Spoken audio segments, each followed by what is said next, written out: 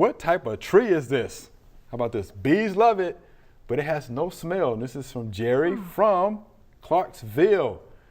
Mr. Jerry, guess what that is? It's the honeysuckle tree. You can look at that.